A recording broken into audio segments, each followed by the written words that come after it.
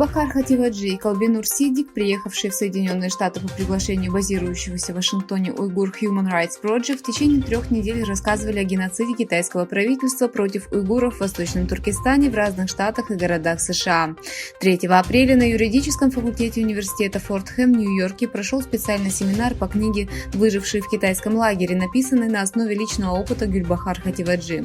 4 апреля свидетели лагеря также присутствовали на собрании по уйгурскому кризису, организованном Комиссией по правам человека нью-йоркских неправительственных организаций, Уйгурским фондом прав человека и многими другими организациями. Перед Генеральным консульством Китая в Стамбуле провели протест с заявлением для прессы в память о массовом убийстве уйгуров, устроенного китайским оккупационным правительством 5 апреля 1990 года в деревне Барын под районом Актук древнего города Кашгар в Восточном Туркестане. 5 апреля вспоминают мучеников и участников сопротивления Барына, а также призывают остановить продолжающийся и все более систематический геноцид в Восточном Туркестане. Лидер Тайваня принял решение вопреки Китаю. Цай Иньвэнь, лидер Тайваня, который находится в конфликте за суверенитет с Китаем, встретится со спикером Палаты представителей США Кевином Маккарти на последнем этапе своего визита в страны Центральной Америки и США.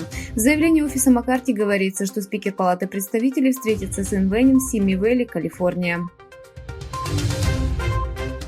Китайцы часто выходят на первый план со своей мошеннической деятельностью за границей. Совсем недавно 9 китайцев были арестованы в Непале по обвинению в интернет-мошенничестве. Ранее в Стамбуле за аналогичные преступления были арестованы 115 китайцев.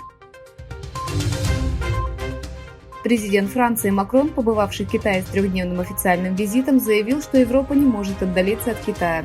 Выразив, что Европа не должна отдаляться от Пекина, несмотря на риски торговли с Китаем и несбалансированность этой торговли, Макрон сказал на встрече с французскими гражданами в Китае: «Мы должны снизить риски, но мы не можем уйти из Китая и провести границы между нами».